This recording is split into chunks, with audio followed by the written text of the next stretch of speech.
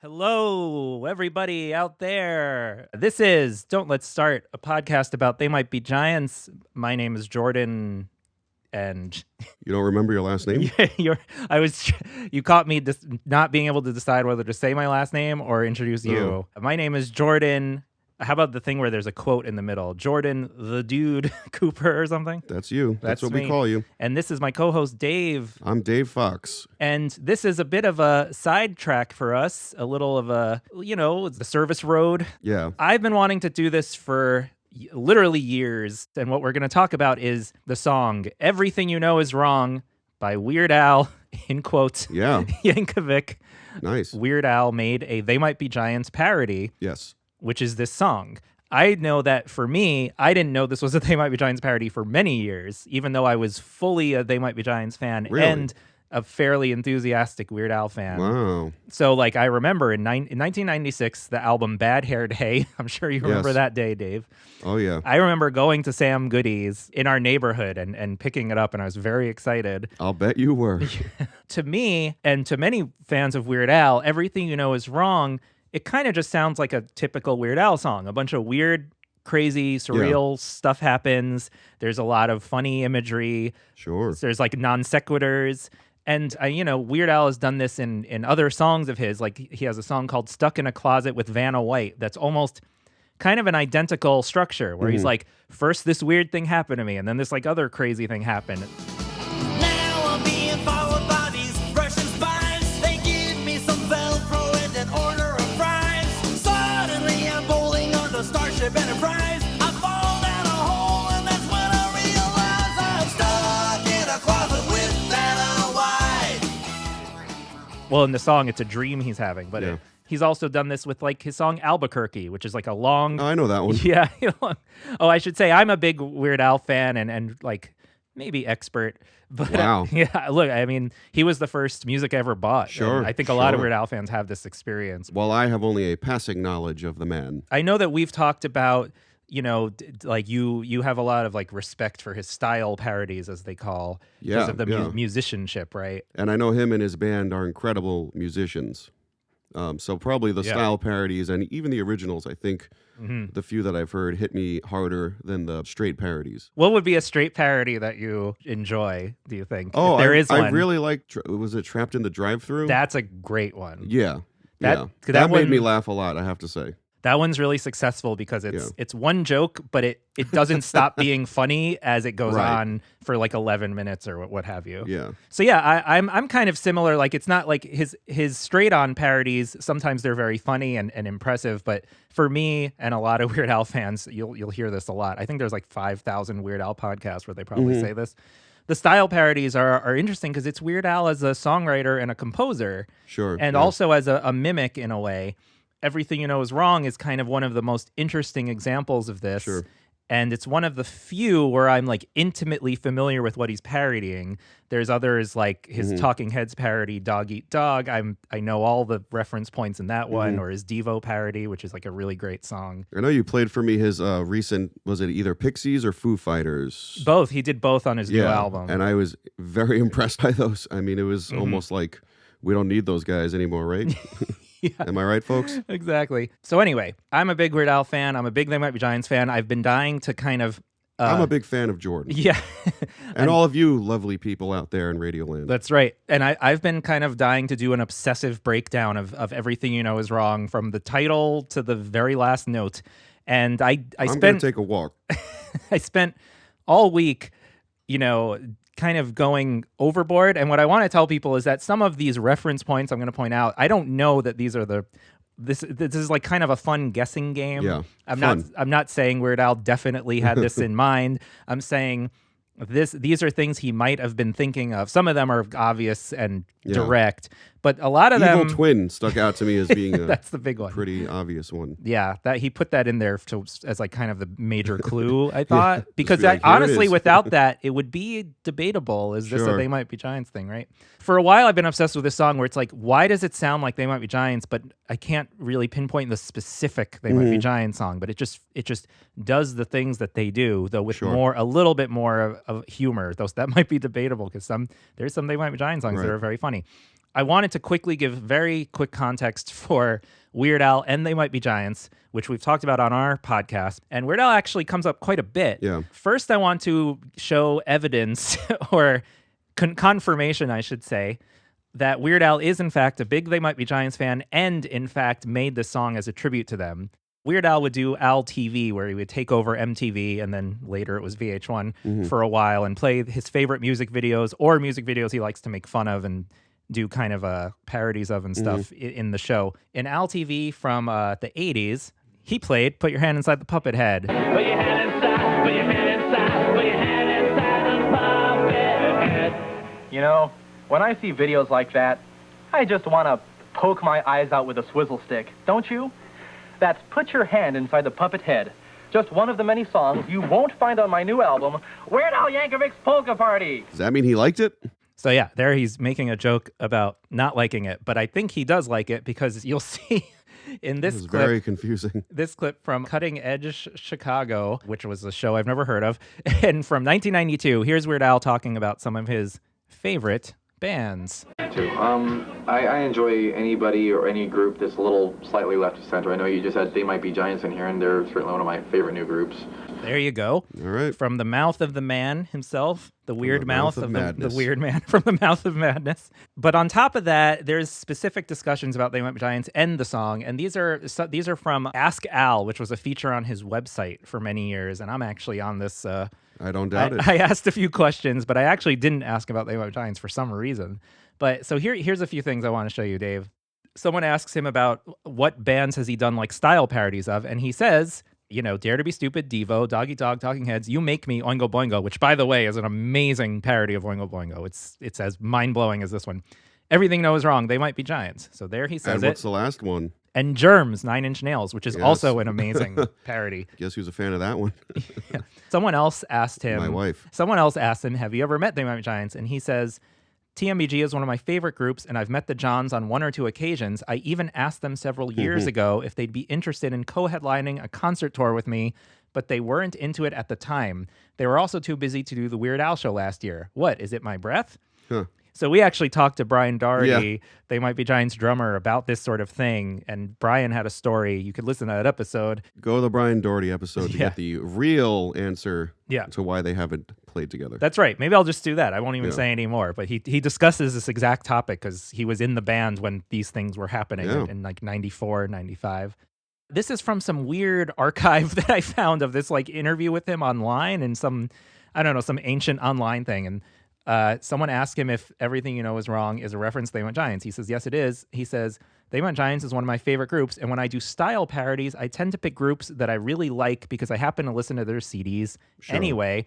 So I'm very familiar with the style and nuances, so it's easier for me to pick that kind of style apart and add my own little twist to it. And the last big thing I want to point out is an AV Club recently, of course they did, asked him about They Might Be Giants because they're nerds. Al said, Everything You Know Is Wrong is my They Might Be Giants homage. What can I say? TMBG is one of my favorite groups. I know they don't, see, this is interesting. I know they don't like the association with novelty music, but I've always admired their quirkiness. I tried to write a song sort of in their style, but perhaps even a little bit more twisted. And for fans of the Giants, I put little references in here and there.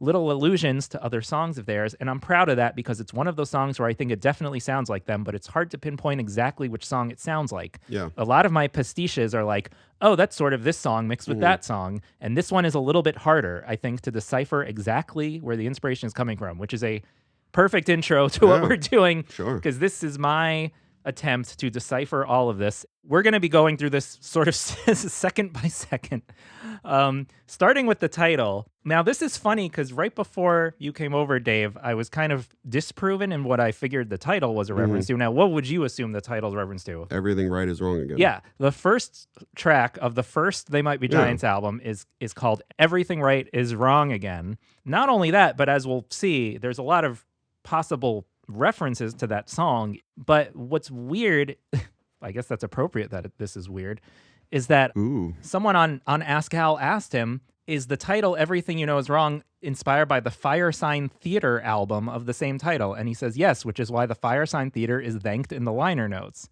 What's the Firesign Theater? So Firesign Theater is a surreal comedy troupe who was in the 60s. Dogs flew spaceships. The Aztecs invented the vacation. Men and women are the same sex. Our forefathers took drugs. Your brain is not the boss. Yes, that's right. Everything you know is wrong. Obviously, Weird Al's a fan. I'm kind of shocked. I mean, yeah, that's weird. The thing is, he must be aware that it kills two birds here. Sure. It's also very evocative of everything right is wrong again. And you'd have to be a crazy person to, or maybe a weird person, to not think of that song in the context of this song. So that's strange. This is already like... So that's strange. Yeah. That's weird. The song begins with a little intro.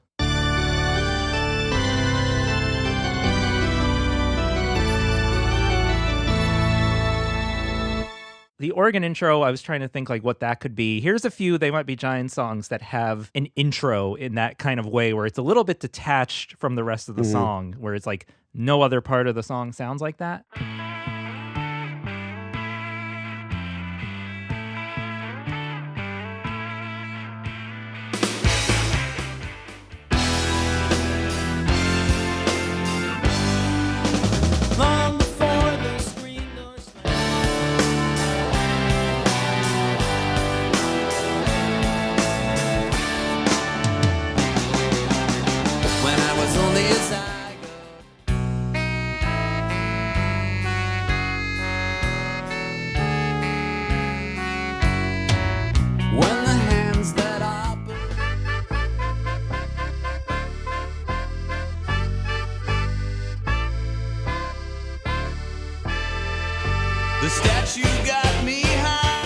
There's a few They Might Be Giants songs that have like kind of an intro that's either different chords than the rest of the song, or it's maybe the bridge or a part of the song, but it's kind of hard to tell. Or revving up to the song. Yeah, revving up to the song.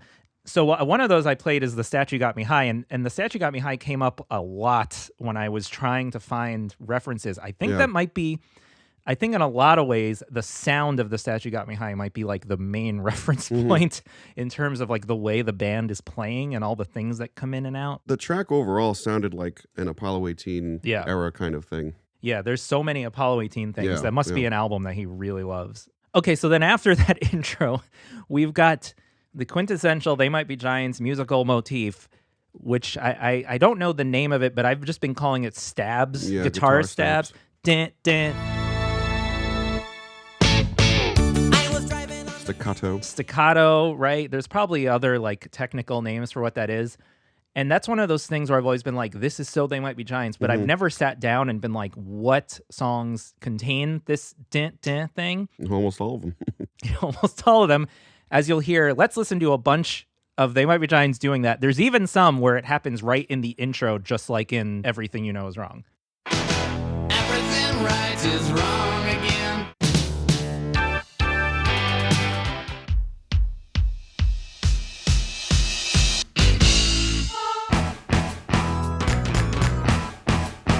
Playing hangman till the morning light, doing donuts on the neighborhood.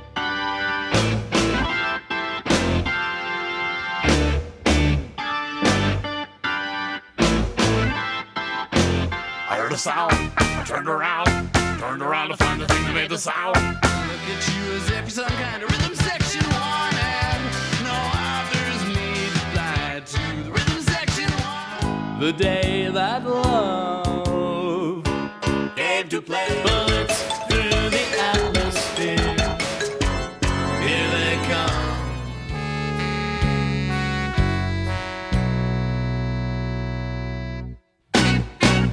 Turn it to me, I squint at the sun. They got a lot of good songs. Yeah, there's a lot. That's, you know what's funny you said that, because as I was preparing this, I was like, man, I love They Might Be Giants. When you played it right now, I'm like, those are good songs. I spent so long editing all the parts out of their songs and stuff, and I was just like, these are all so damn fun. And I wanted to make a little side point here. Like, if you're a Weird Al fan listening to this, you'll probably like They Might Be Giants. Sure. There's a lot of crossover to like, and it's kind of like a lot of the Weird Al sensibility, but a little more dark and serious and complex, I guess you could say. So many of their songs have the stabs. Some songs, like Anna Ing, are all stabs. Right.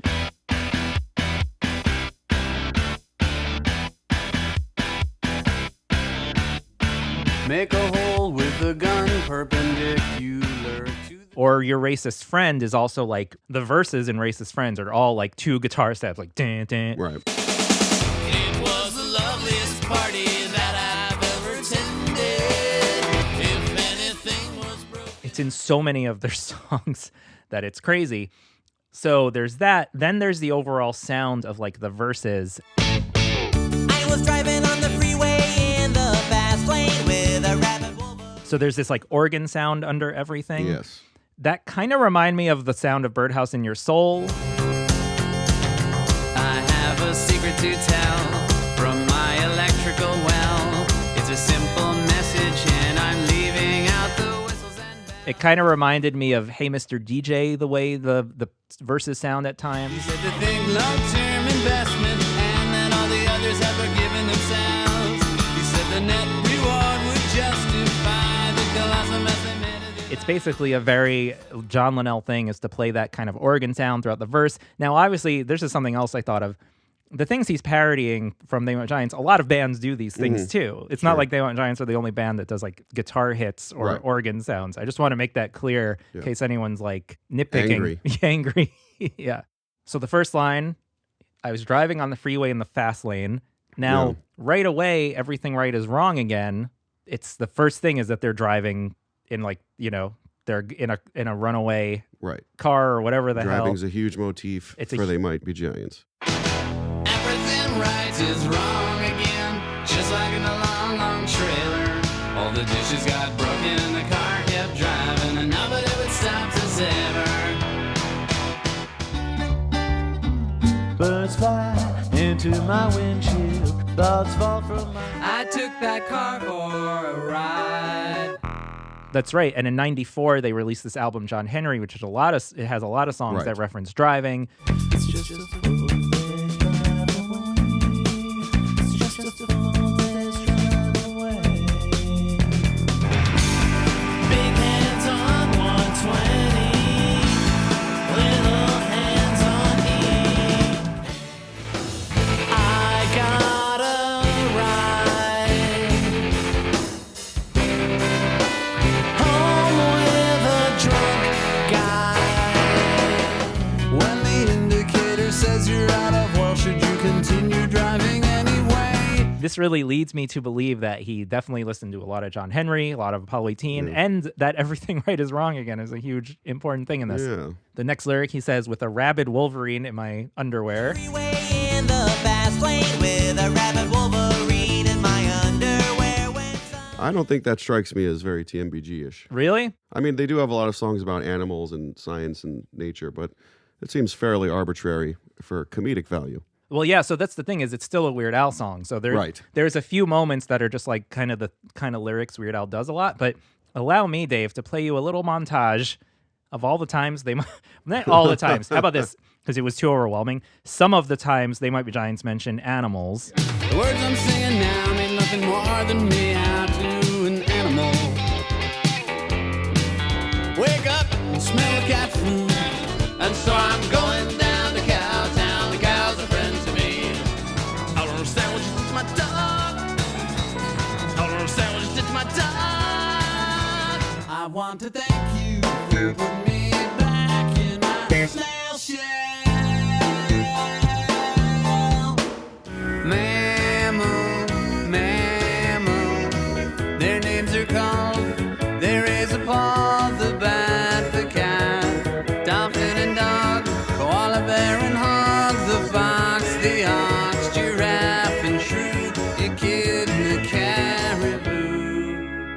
Well, that was the starting point, and then Weird Al continued it. Yeah, well, and saying... Weird Al did it. It also, because in Everything Right is Wrong Again, they mention a weasel. You're a weasel, we come with you. And Weasel and Wolverine, to me, are Yeah, that's fairly true. similar in vibe. You got me. You know, I'll show myself out. and not just that, but a rabid Wolverine. And as Rabid Child. you know, there you have a song called Rabid Child.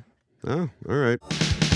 rabid child stays at home, talks on a CB. I guess it was the underwear that threw me off. Yeah.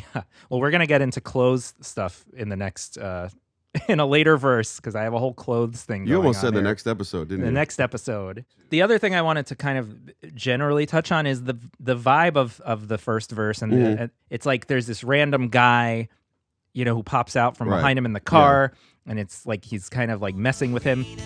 Underwear when suddenly a guy behind me in the backseat popped right up and cupped his hands across my eyes. There's a lot of They Might Be Giants, especially John Linnell songs about these random strangers messing with you in surreal ways. Someone keeps moving my chair is the whole what the song is about. Would you mind if we balance this glass of milk where your visiting friend accidentally was killed? Would it be okay with you if we wrote a reminder of things we'll forget to do today? Otherwise, using a green magic marker if it's all right on the back of your head. By the way, my girlfriend, Kristen, or fiance. Yeah, she ain't your girlfriend no more, bud. Sorry. She pointed out the driving with hands over your eyes. They Might Be Giants did that in this. We Just Go Nuts at Christmas time. Hi, this is John of They Might Be Giants, and you're listening to the Frank O'Toole radio show on WFMU. If you're driving in your car right now, we urge you to sit back, relax, close your eyes, and drive really fast. Where they say, if you're driving your car right now, close your eyes and drive really fast. Now, this was such a rare song that I said, I don't know if Weird Al's knew that song at the time. That was what I was going to ask you, is how deep does Weird Al's fandom go? Yeah. Does he have the B-sides, the rarities? Yeah, Is he an album guy? I'd say there's maybe 5 or 6 rarities that I thought of for this song. I think it's very likely he could have been calling Dial a Song as a fan, and it's very likely he could have heard a few rare things. That's my guess. All right. Anyway, this next verse where he's trying to guess, is it Uncle Frank or Cousin Louie? Across my eyes, I guess is it Uncle Frank or Cousin Louie? Is it Bob or Joe or Walter? Could it be Bill or Jim or Ed or Bernie or Steve? I probably would. Could it be Bill or Jim or Ed or Bernie or Steve, which I should mention is the name of his band. Those are those guys are his band. I'll take your word for it. Yeah. That actually made me think of Thermostat. They Might Be Giants have a lot of lyrics where there's like an unreliable narrator who doesn't understand something and he's questioning things constantly, right? There's a lot of songs that do that. I was just talking and someone interrupted. Or was it a loud explosion? Or is the thermostat engulfed in flames? Or is it just me? It's like him going, was it this or that? You know what I mean? Yes. So- Also, the guitar. Who's that? Is it Jim? Is it Jim? Oh my God, you're right. Yeah. Is it Jim? I don't know. Is it Jim? I don't know. Oh, I didn't even think of that one, Dave. There's also the beginning of We Wanna Rock. Where was I forgot the point that I was making. There's a lot of like this uncertainty, I don't know what's happening kind of thing in this song and in a lot of They Might Be Giant songs. Is he a dot or is he a speck? When he's underwater, does he get wet? Or does the water get him instead? Nobody knows. Steve, I probably would have kept on guessing, but about that time we crashed into the truck. Now, Truck made me think of Rabid Child again Sure. because it's about a trucker CB handle. Truckers pass calling out their handles to the kid. Undine, back up. Run over my body with your pickup truck and Car crashes, as we said. Subliminal, end of the tour. AKA Driver. As I got hit by a car, there was a message from me. Never depart since the day we met out on Interstate 91. I was bad metal, you were a flaming wreck when we kissed at the overpass. Hey, NyQuil driver, get out my lane, get out my way. So many future songs, too. Like, Weird Al actually predicted things that they would... They were far from done Yeah. with the car crash motif and with the naming motif, too. Yeah, no, that's very true too. It's funny because a lot of times songs popped in my head where I'm like, this came Didn't out happen after. yet. Yeah, me too. Yeah, maybe they're just referencing this song now, and it's like a game of telephone. Whoa. And then the next lyric, as I'm laying bleeding there on the asphalt, finally I recognize the face of my hibachi dealer. Now, what this made me think of is hibachi is just like, it's a very They Might Be Giants ultra specific noun. So that's like a very They Might Be Giants thing. One thing that it brought to mind as an example is like Toddler Highway mentions like the clothes in play. Toddler Highway, take your clothes and play. So it's like to mention a very specific product that's maybe like not in the public consciousness is very They Might Be Giants. The other thing musically happening here is a Bari saxophone comes in. That's a clue. And as I'm laying bleeding there on the asphalt, finally I recognize the face of my hibachi dealer. It's not just like that it comes in, it's like the way it's played and the sound of it is, absolutely. is so They Might Be Giants. Number 3. Exactly. And here's a few clips of songs that do a similar thing where now they have Bari saxophone in many songs, but these are clips of where it kind of comes in that in a similar way where it's like a rock song. So I'm not playing She's Actual Size, which is a big jazz song because of course there'll be horns, right? But here's like guitar rock songs where a Bari sax comes in. And though I once preferred a human being's company,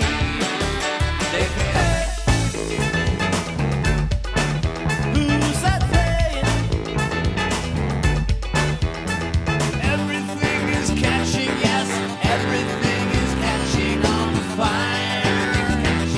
Everything is catching on fire. Roll up that special hand. This is our favorite one. Please. We were waving our arms out the window of a fast-moving passenger train, acting in an irresponsible. And the end of the first verse is who takes off his prosthetic lips and tells me. And that's I an think obvious one. Dave can tell you this one. Prosthetic forehead. We want to rock. And I buy a big prosthetic forehead and wear it on my real head. Everybody wants prosthetic foreheads on their real heads. From We Wanna Rock, they mentioned prosthetic forehead. Yeah. And there's just a general theme in They Might Be Giants of the fake things and Right. weird body things. And the mirror, it reflects a tiny dancing skeleton, surrounded by a fleshy overcoat and swaddling a furry and elastic mask, a pair of shiny marble dice. Some people call them snake eyes, but to me they look like mice. But yeah, like I said, the music in the verses with the guitars going ding, ding, ding. It reminds me of Statue Got Me High. It reminds me of Santa's Beard, has that kind of sound to it. Also, just generally going from the major to the minor. Yeah. A really happy first part of the verse, then going to kind of a sadder chord.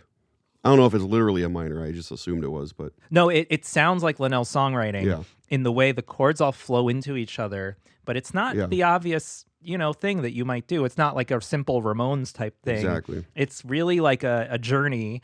Another major point to talk about, we sort of said it's a lot like Someone Keeps Moving My Chair, where there's like weird stuff happening. Something I thought of many years ago, and I think others have thought of it too, is that the general... But you thought of it first. I thought of it first. The general structure of this song is basically turn around. I was working all night in my office when a man I had recently killed called me up from a phone near my building. So I looked out the window at him. He had the same obsequious manner. That was the reason I had him killed. So to calm my nerves, I sang this song to him over the phone. Turn around, turn around. And for those who don't know, the They Might Be Giants song, Turn Around, 3 verses, 3 choruses. In each verse, the narrator is going through some weird stuff, and each chorus is introduced by a strange character singing the chorus at the narrator. So in Turn Around, it's just like someone pushed me into this open grave, and as the dirt rained down, she played a xylophone. I'm going to invent that. She played a xylophone and sang the song, and then it goes into the chorus. I was out by myself in the graveyard. I was doing an interpretive dance when I I felt something heavy and pointed strike me in the back of my neck.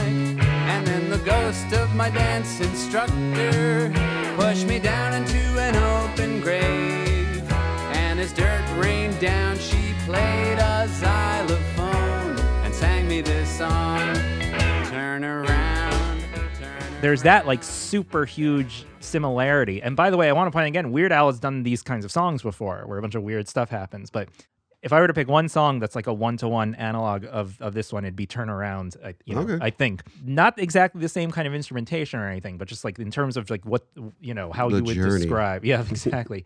Puppet Head has like the chorus coming out of like a story in the song where a character is saying it. So does, like I said, Turn Around does it. Cajun Aquarium does it. Well, it's a mighty zombie talking of some love and posterity. To the good old days, never say goodbye if you keep this in your mind.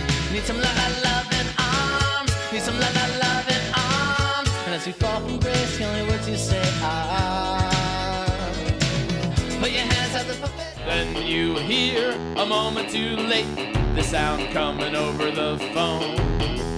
This is the spawning of the cage and aquarium. And the one thing you can't hide is all the fear you feel inside as the fuse is spelling out these words. Hide away. There's also, I wanted to also talk about like Purple Toupee is another song where the narrator is saying like, first I did this weird thing and then this strange surreal thing happened.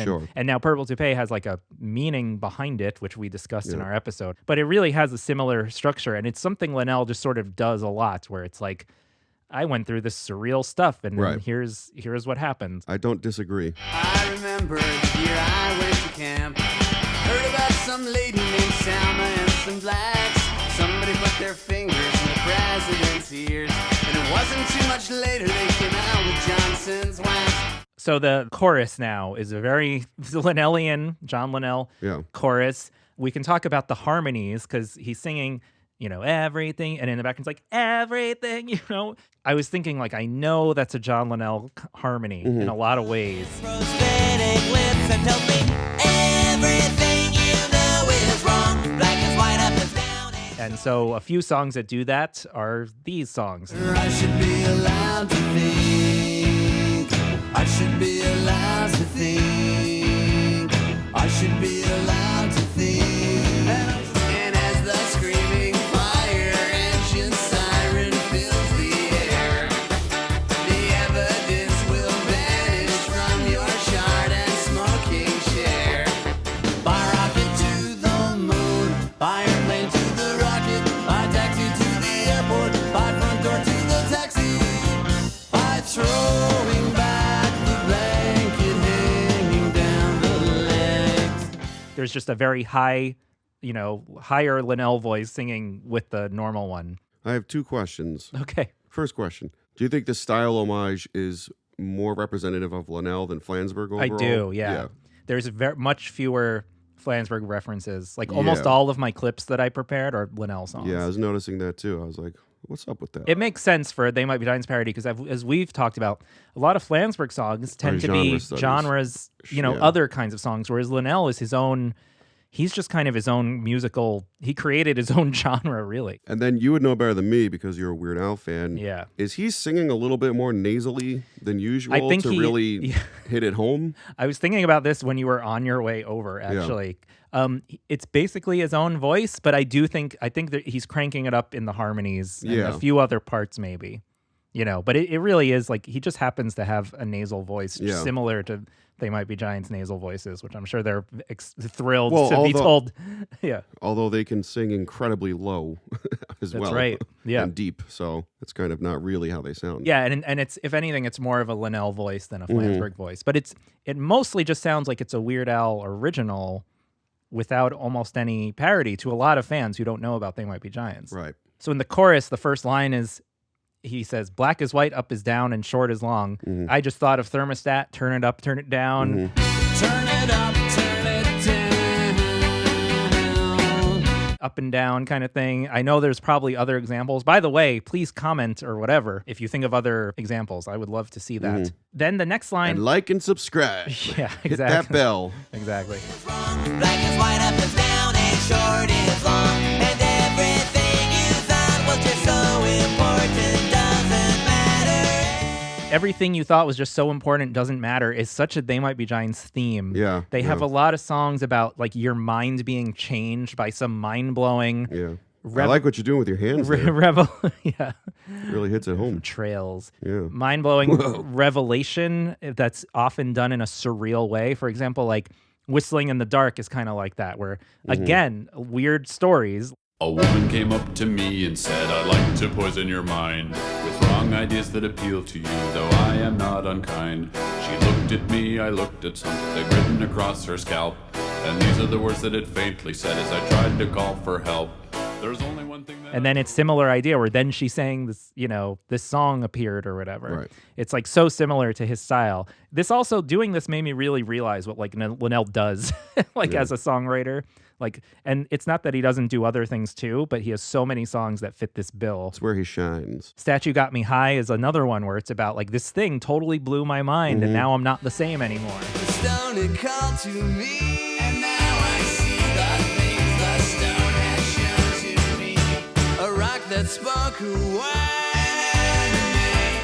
Linnell would write a lot of songs later that are like that, like Montana, the state song is kind of like that. The other thing going on in the music for this part where it goes, the guitar in the background's like, ding, ding, ding, ding. It's like descending. It's long, and everything you thought was just so important doesn't matter. Here's a few songs that have a similar descending or ascending thing, because Linnell, he's even talked about this in interviews, that he writes a lot of melodies that go up and down. Yeah. And it's also a very Flansburghy guitar moment.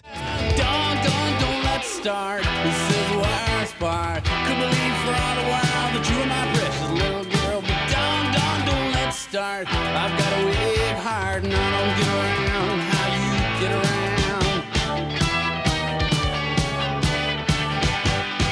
And what they found was just a statue standing where the statue got me high.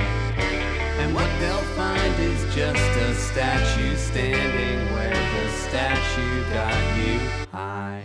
Throw the crib door wide, let the people crawl inside. Someone in this town. So here's a little Flansburgh shining. That's good. I want them to both get their due. So like that to me is like a brilliant way to parody Yeah. They Might Be Giants. That's really specific. And it's really observational of the kind of like guitar playing Flansburgh does Right. and the kind of melodies Linnell writes. Flans likes passing tones. Oh, what's a passing tone? I think it's what you just played. Okay. So this next part is another huge... I didn't expect you to follow that up. Yeah.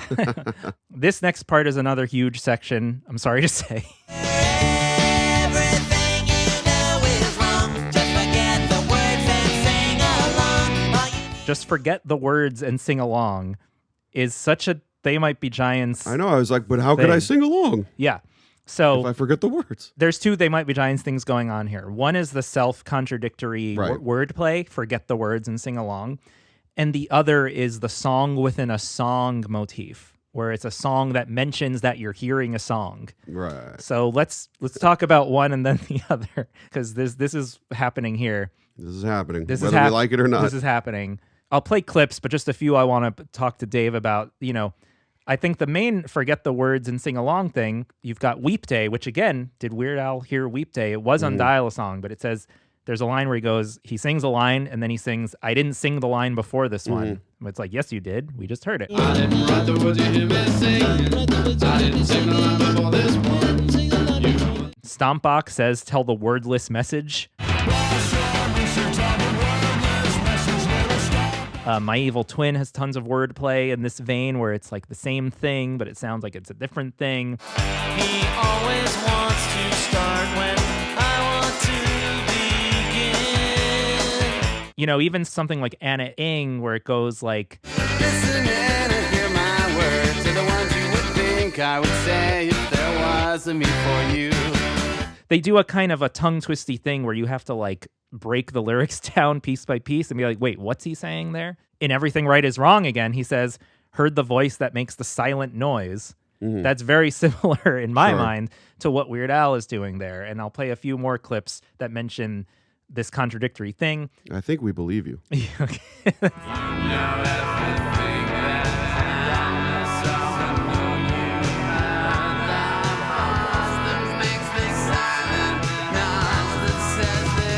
asks a girl if they can both sit in a chair, but he doesn't get nervous.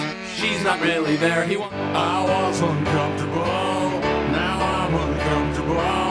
A poor man once told me that he can't afford to speak. I'm your only friend, I'm not your only friend, but I'm a little glowing friend, but really I'm not actually your friend, but I am. In terms of the song within a song thing, like Lie Still Little Bottle says, I hope I can sing along. This chorus says sing along. Right. Maybe, right? Something there, maybe. Maybe. One pill at the bottom, singing my favorite song. I know I must investigate. I hope that I can sing along. Absolutely Bill's Mood mentions, like, they sang this song to me, you know? Put a dime in my jukebox, you'll only hear this song. They'll Need a Crane has, like, play that again in the lyric, where it's, like, mentioning that we're, you know, a band in the lyrics are going to play this chorus that is part of this song. Call off the wedding band. Nobody wants to hear that one again. Play that again. They'll need a crane. They'll need a crane. Cause there's just 2 songs hit me, and I just wrote the third. Don't know where I got the inspiration or how I wrote the words. Call the man of science and let them hear the song. And now the song is over now. And now the song is over now. And now the song is over now. The song is over now. So my point is, they do this thing a lot. Number 3 is also a big one, where the whole song is about how it's the third song. Yes. My point is, this is such a They Might Be Giants thing to have like a kind of meta moment where it's a song within a song that's being talked about. One thing I couldn't find, though, Dave, that I wanted to ask you about, the way the first chorus ends. All you need to understand is everything you know is wrong. It kind of has a key change. Yes. Can you think of a They Might Be Giants song that does that? Because I was listening to a bunch. I know it's a They Might Be Giants thing, but I couldn't quite find it. You know what I mean? Not off the top of my head, but I could get back to you. This is one that I kind of was okay to leave blank, because I would love people to throw in their ideas of what that might be. And remember, keep it to stuff before 96. And remember, Factory Showroom came out in 96, but later in the year than this album. Damn. So he wouldn't have known. Parameters. He wouldn't have known that song. I was walking to the kitchen for some golden grams when I accidentally... Second verse of Everything You Know Is Wrong. A lot here, Dave, a lot to chew on. Okay. Pun intended, because the first line, he says, I was walking in the kitchen for some golden grams. Yeah. Now, again, Weird Al is not shy about lyrics about food. He has a lot of songs about food. Golden Graham seems more a Weird Al thing. That's a very Weird Al thing. A TMBG thing. But I want to just... And never the twain shall meet. Here's some clips of food mentions, and They Might Be Giant songs, too, to entertain you and make you hungry. I returned a bag of groceries. Stereo on and cooking bacon. Glass of milk. I don't want a pizza, I don't want a pizza peanut brittle. I don't want a pear, I don't want a bagel, I don't want a bean. I wouldn't like a bag of beef or a beer or a cup of cheddar corn, cake of cream, cauliflower. Please pass the milk, please.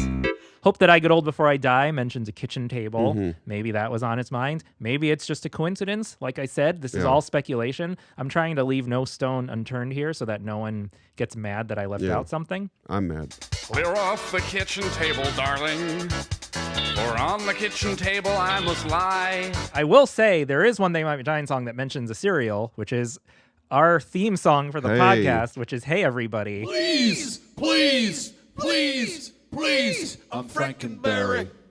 I'm Frankenberry. I'm Frankenberry.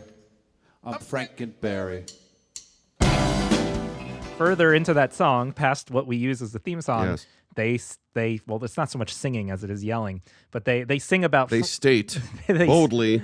They sing about Frankenberry. Frankenberry. And Frankenberry, as you know, is our favorite cereal mascot, monster cereal.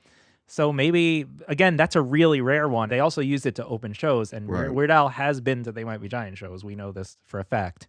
So maybe that's something too. Or again, Weird Al just singing about breakfast cereal because he's kind of in that Saturday morning cartoon headspace all the time, really. Or also, I wonder if a non sequitur is even in and of itself a way to make a TMBG parody. It's for sure. It's kind of a blurred line because Weird Al uses non sequiturs. Yeah. I mean, honestly, this song just like it was inevitable in a way. Yeah. You know? It's a snake eating its own tail here. Good reference point. To an alternate dimension, and soon I was abducted by some aliens from space who kind of look like Jamie Farr. So abducted by aliens from space, sci-fi and alien stuff does come up a little bit in They Might Be Giants. For example, in the song For Science is about an alien invasion. There has been a spacecraft sighted, flying high above the sky. Sirens declare there's one among us from Venus. Aliens would be more Frank Black speed, though. Yeah, exactly. Apollo 18 is the whole space-themed album in a way, even though a lot of the songs don't mention space, but it has a vibe throughout the album. In the spaceship, the silver spaceship, the lion takes control. So there's that. There's Destination Moon, which is a space thing. And a sci-fi movie. That's right. Yeah. That's right, Dave. Well, Little we're gonna get to that in our John Henry episode. We should watch that. I would love to. I'm sure it has nothing to do with the song. Commence official interplanetary exploration. Then he continues, the aliens kind of looked like Jamie Farr. Referencing a random, like super random actor is such a They Might Be Giants thing to do. Yeah. Here's a few clips of They Might Be Giants referencing random, whether it's pop culture or historical figures that you don't really think about a lot.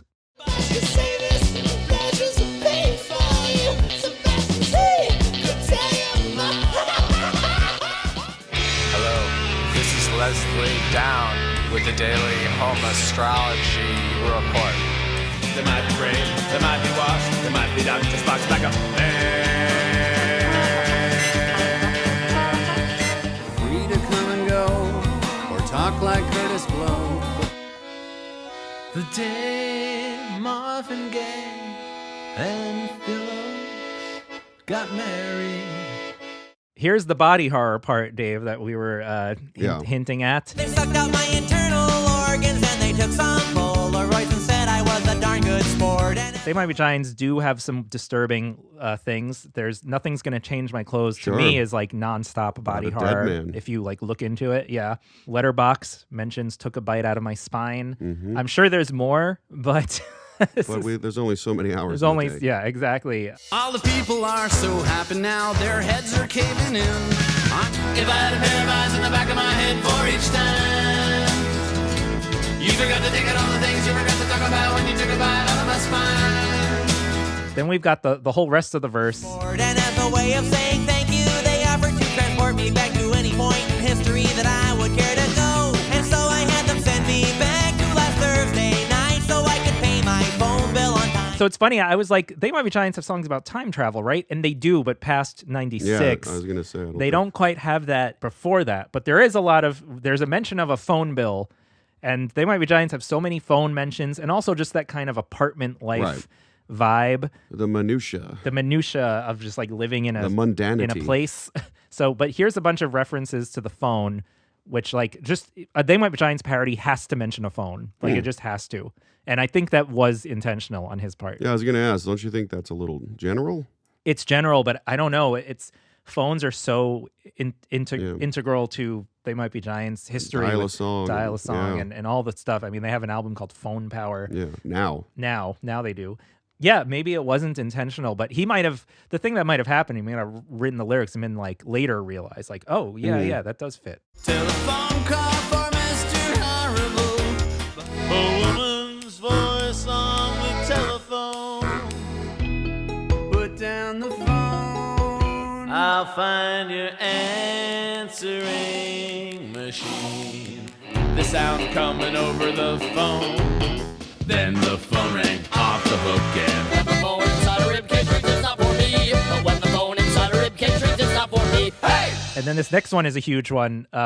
He says, just then the floating disembodied head of Colonel Sanders. Just then the floating disembodied head of Colonel Sanders started yelling.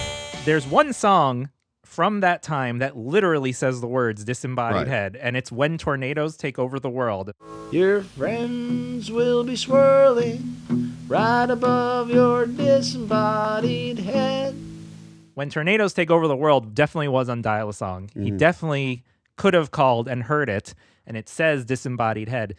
But in general... But they're no stranger to disembodied heads, my friends. Yes, there's these songs mention kind of heads, floating heads, decapitated heads. And their fucking mascot, Their Walter Allen White. William Allen White. You heard me. Walter White.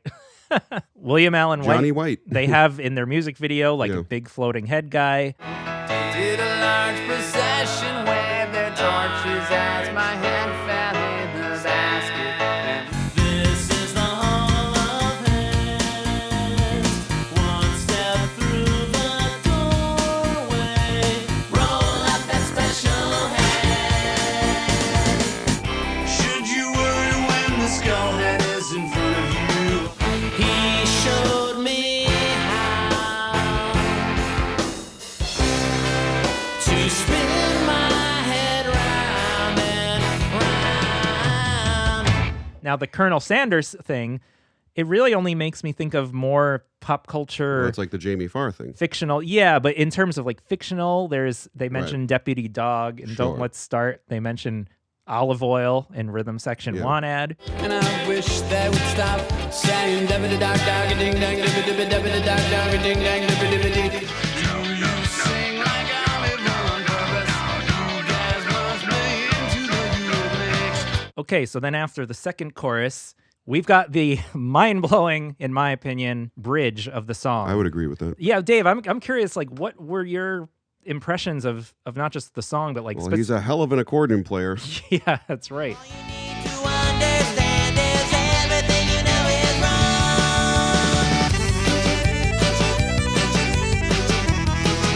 But yeah, Is that fair to say? Yeah, it is. But the bridge though, how does that hit you? Because for you, like you're not like a Weird Al fan because you're not really into like comedy music, you know. But you like Tenacious D. Well, there you go. But so this is part without lyrics, and it's just you can hear how good he is at arranging a song and running through all the different types of TMBG songs in succession, and running through types, but also layering them on top of each other, right? Which we're going to talk about. Yeah. So section 1 of the bridge, Famous Polka. I think Famous Polka is an obvious one. Rhythm Section 1 ad has a crazy accordion solo. Narrow Your Eyes has an accordion solo in the bridge.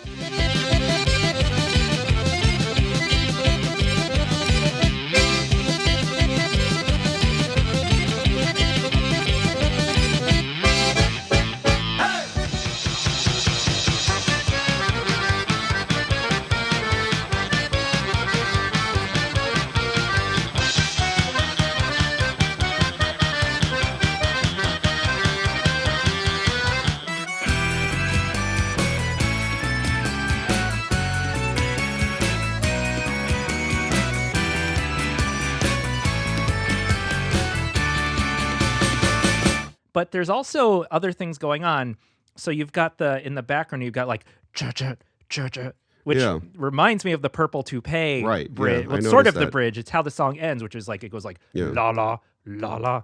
And you kind of hear vocalizations in the background of the Weird Al one, almost like whispering. It's got that dense They Might Be Giants production.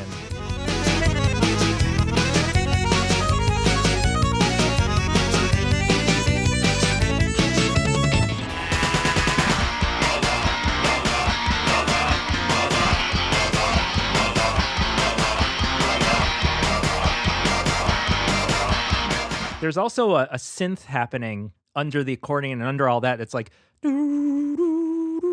like almost a sci-fi synth. That kind of reminded me of like the creepy vibe of Where Your Eyes Don't Go. It sounds like a human voice that's sampled going do, do, do, which reminds me of Minimum Wage and other stuff that they've done over the years.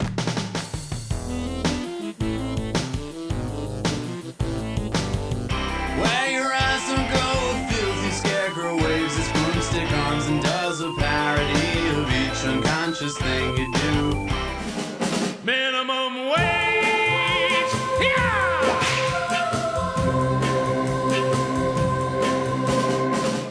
It's kind of these like scary chords under it that make it feel like something's, I mean, it's appropriate. It makes it feel like something's wrong or off. So it really reminded me of Where Your Eyes Can Go. But I know there's like other ones too that do that, but it was kind of harder to find. I think that's enough.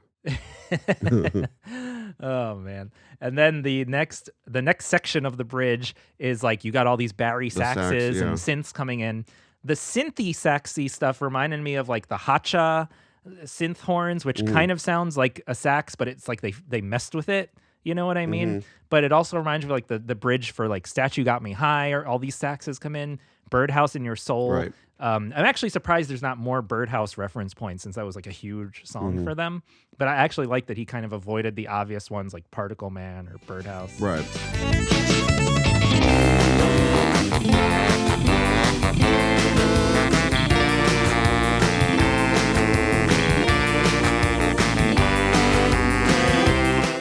First time Hotcha went away, a floating island was his home.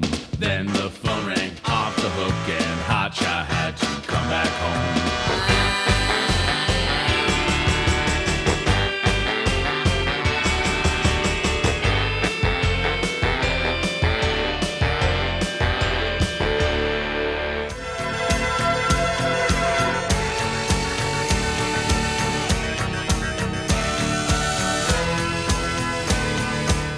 You get two totally different kinds of Linnell sounds. Exactly. In a very short amount of time. And in terms of a Flansburgh song, like the bridge for Your Racist Friend is like, it does a similar thing where there's a big guitar solo, but then it turns into a big band, like horns, like a trumpet playing. And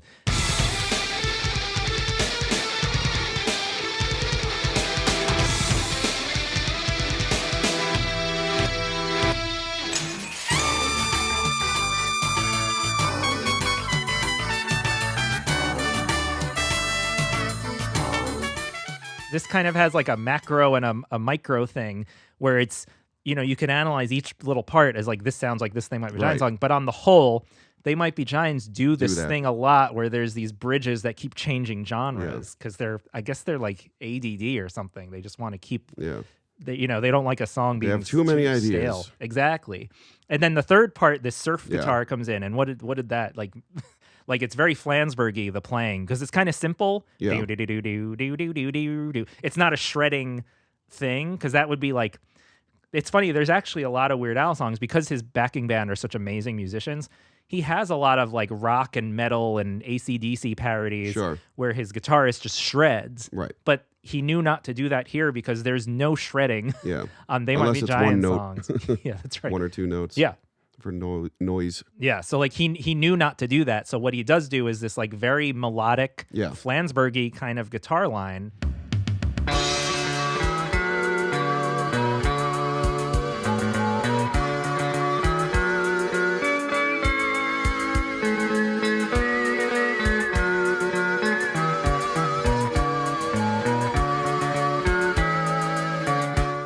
And, you know, what came to mind for me is just the surf guitar in Hall of Heads. That's what I figured. And not just that, but the whole bridge is kind of like the intro to Hall of Heads. Yeah. Where it's like, here's this, he's horn part, here's this like violin part, here's the surf guitar part, right? I would agree with that. Good. If you disagreed, the episode would be like double the length because I'd have to fucking... You'd have to convince me all over again. Yeah.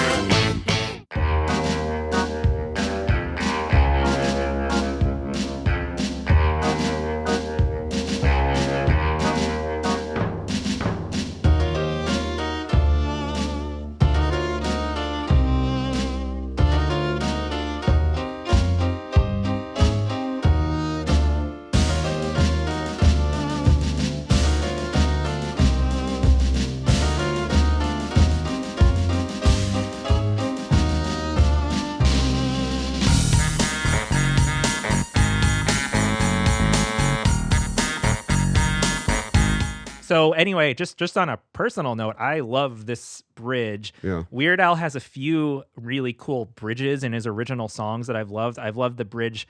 Really love the bridge for Nature Trail to Hell, which is his like horror. I know that one. yeah. Well, I think I probably like played that for you. Yeah, you and Daniel.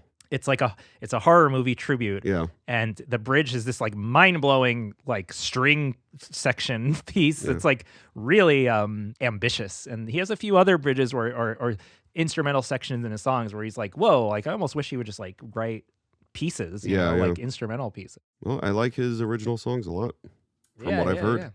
Yeah. What are some other ones you like? I'm curious. I like Hardware Store. Hardware Store is fantastic. Yeah. Now let's talk about the third and final verse. Dave. Boy, let's ever. I think you can take the first line, right? Because this was an easy one. What is it? I was just about to mail a letter to my evil twin when Yeah, it's about Evil Twin. Oh, and it's mail a letter, so letterbox and Evil Twin, huh? I didn't even think of the letterbox. Oh. That's actually really cool. Good thing I came over. Yeah. my evil twin, bad weather friend. I'll never know what you find when you open up your letterbox tomorrow. Yeah, no, My Evil Twin, like we said, is Weird Al really like showing his hand, I think. And it's funny because My Evil Twin, the song, I mean, I know They Might Be Giants hate to be compared to Weird Al, but like a lot of their songs have these kind of comedic, surreal premises where if you just tweak the lyrics a little and make them funnier, it's like that's a Weird Al. Like I could see Weird Al doing a song about his annoying evil twin or whatever the hell. By mere degrees, we're all separated. Oh, that's beautiful. That's beautiful. I think it's supposed to be 6 feet, though, Dave. Right. Forgot. Evil twin when I got a nasty paper cut. And well, to make a long story short, it got infected and I died. So it got infected and I died. Yes. So there's a lot there. Even I just thought now, like, to make a long story short is kind of like, or like in Birdhouse, my story is infinite. My story is infinite, like the Longines Symphony. It doesn't rest. They do have lyrics about like, I'm telling you a story, and you know, it got infected and I died. I mean, Kristen was overhearing me playing the song and she was like, oh, that's so They Might Be Giants. Like the narrator dies. I'm like, yes, a lot of They Might Be Giants songs, the narrator dies in the third act. Or maybe even at the beginning. Yeah, why not? The statue made me die. The statue made me die. It took my hand, it killed me, and it threw me to the sky. your money talks and my genius walks. Morticians wait with a shovel and a book. I protect this trace, my hands with chalk. Your money talks and my genius walks. Will she shoot you? She won't have to. You're already dead. Now it's over, I'm dead, and I haven't done anything that I want. I know John Flansburgh said, someone asked him about why is there so much death in your songs, and Flansburgh's just like, oh, when you don't have a song idea, get out the revolver. Yeah. And I thought that's like one of my favorite quotes from him, you know. I agree. It's good for good writing advice. Well, everyone can relate, that's for sure. That's right. Well, not me.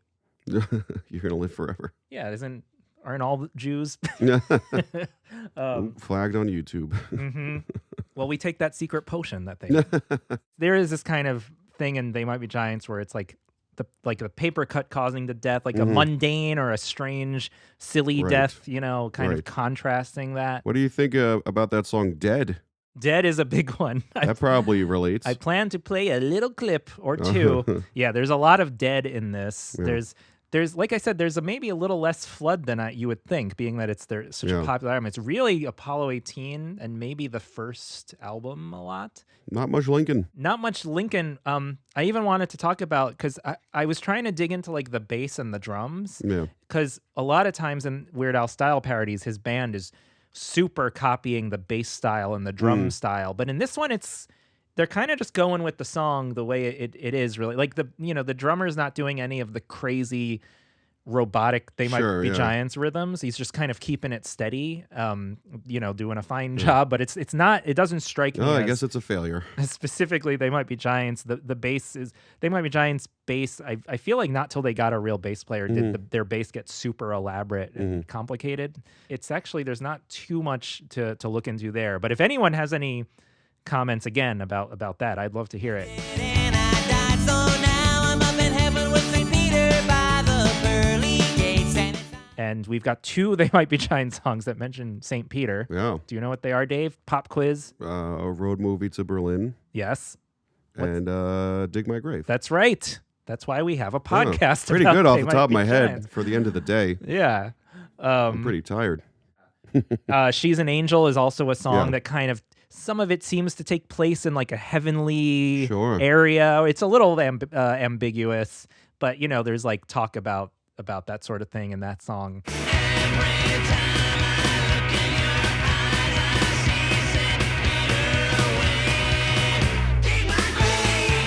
We were once so close to heaven.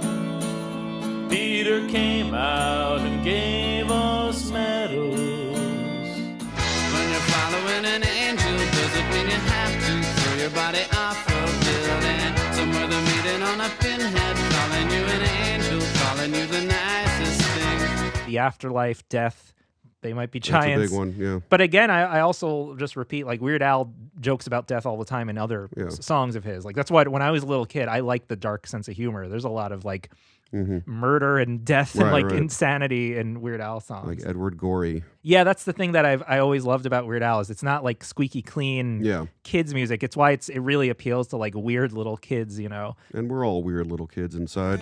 gates, and it's obvious he doesn't like the Nehru jacket that I'm wearing. He tells me that they've got a dress code. The next line he talks about the Nehru jacket that he's wearing. Yeah. He tells me they've got a dress code. This brought to mind Purple Toupee. Yeah, I have no idea what that is. I'm not looking it up. It's like the style, like how you'll see like in India, like it's kind of a high collar. And Oh, I know. yeah, like the Beatles wore Yes, that when yes. they went to India, right? And so because the Beatles wore it, though, by the way, I'm just making this up, but it might be true. It got more popular. It became popular, like a trend for like a very hot minute, like Yeah. a trend in like the 60s and 70s. Okay. So I didn't know that was called anything. So Purple Toupee mentions Gold Lame, which is like a kind of a style thing. And that song's all about trends in the 60s. Yeah. So I'm like, oh my God.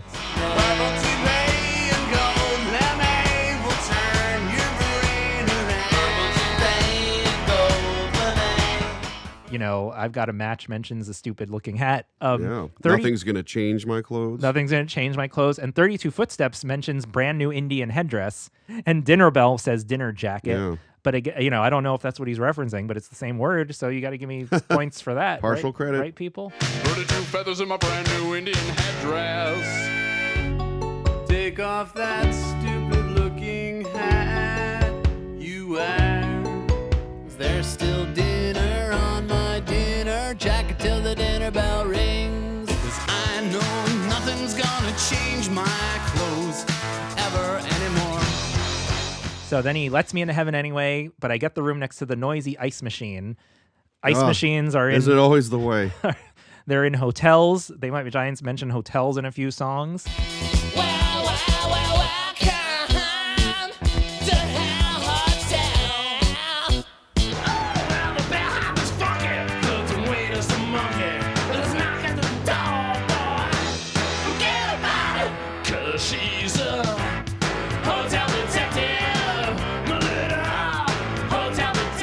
And then he says, every day he runs by screaming. Screaming jumped out at me as like, screaming is a very They Might Be Giants thing that would happen in one of their songs. Yeah.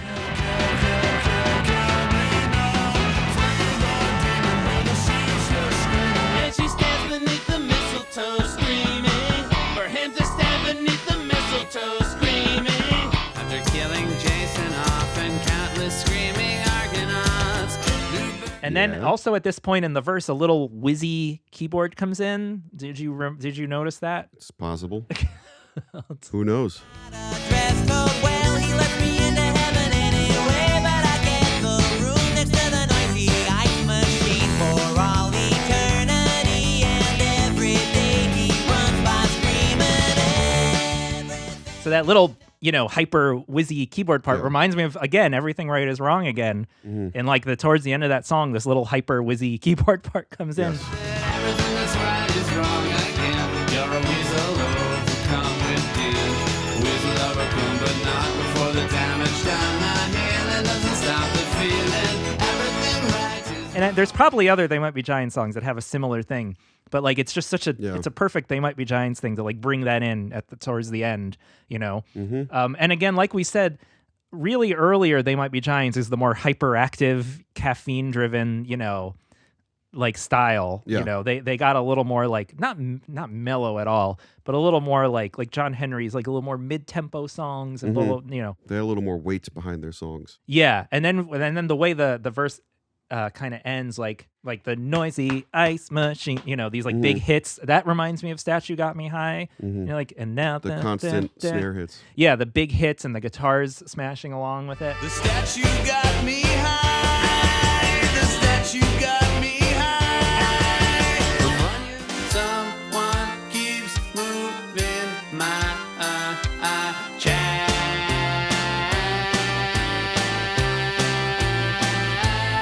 So then we've got the final chorus. We're at the end, Dave, almost. All you need to understand is everything you know is wrong. Everything you know is wrong. And then you've got this harmony that Yes. really reminded me of Youth Culture Kill My Dog, where there's an echo of Agreed. it. Yes. It's like everything you know is everything you know. It's like that's something John Linnell does a lot. And it even really captures, I mean, in Youth Culture Kill My Dog, it's Flansburgh and Linnell singing, but Linnell does the thing a lot where it's two of him, or three of him, like kind of echoing each other on top of each other, which is a sexy image. I made Dave laugh while he was yawning. I think I get a point for that, or I scratched that off. Youth culture killed my dog. I don't think it's fair. And as soon as I will be, I'm gonna see the cow beneath the sea. Yes, I'm gonna see the cow beneath the sea. So then I just wanted to talk about the very, very end of the song where it goes, everything you know is da-na-na-na-na, which is like, you probably heard that and was like, that's such a They Might Be Giants ending. That's so Raven, is what I really said. Yeah. Let's listen to a few They Might Be Giants songs where either a verse or the song itself ends in that like da-na-na-na-na. I think it's all of them. All of them. Here's a bunch though.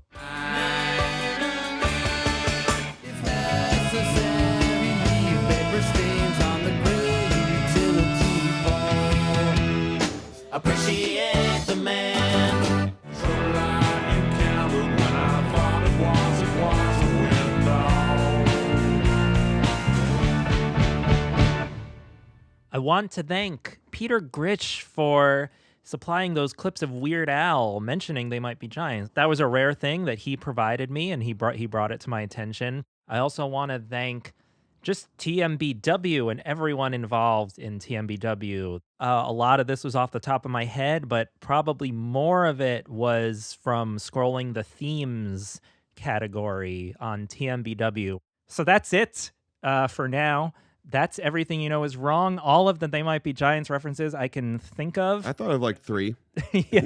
But listen, please comment and we have and talk to us on Twitter at Don't Let's Pod if you have more insight into this. Listen to the show. If you're a Weird Al fan hearing this, I really do think you'd enjoy They Might Be Giants, and you could go on that journey with us because it's fun. Sure is, folks.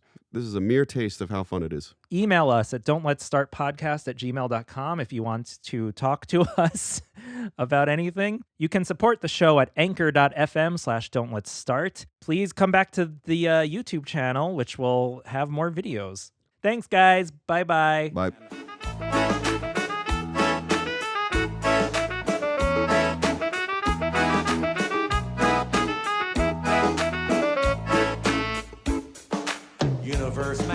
Universe man, size of the entire universe man, usually kind of smaller man, universe man, he's got a watch with a minute hand, millennium hand, and an eon hand, and when they meet, it's a happy land.